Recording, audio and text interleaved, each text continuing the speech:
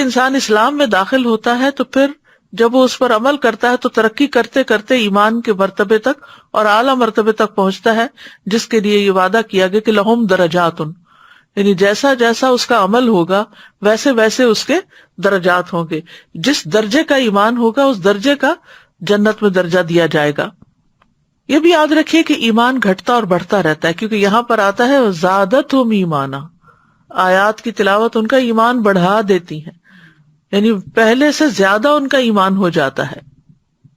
سورۃ توبہ میں آتا ہے وَإِذَا مَا أُنزِلَتْ سُورَةٌ فَمِنْهُمْ مَن يَقُولُ أَيُّهُمْ زَادَتْهُ هَٰذِهِ ایمانا. اور جب بھی کوئی سورت نازل کی جاتی ہے تو ان میں سے کچھ لوگ ایسے ہیں جو کہتے ہیں کہ اس نے تم میں سے کس کو ایمان میں زیادہ کیا ہے. یہ منافقین کہا کرتے تھے، یعنی وہ بھی جانتے تھے کہ ایمان جو ہے وہ بڑھتا ہے. پھر اسی طرح علماء کا بھی اس پر اجماع ہے. امام بخاری کہتے ہیں کہ میں مختلف شہروں میں 1000 سے زیادہ علماء سے ملا، میں نے ان میں سے کسی ایک کو اس مسئلے میں اختلاف کرتے ہوئے نہیں پایا کہ ایمان قول اور عمل دونوں کا نام ہے، اور اس میں اضافہ بھی ہوتا ہے اور کمی بھی ہوتی ہے. اضافہ کس چیز سے ہوتا ہے؟ اللہ کی اطاعت سے ایمان بڑھتا ہے اور گناہوں سے گھٹتا ہے.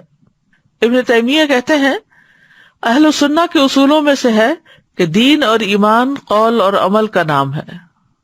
دین اور ایمان قول اور عمل ہے، یعنی صرف قول نہیں ہے.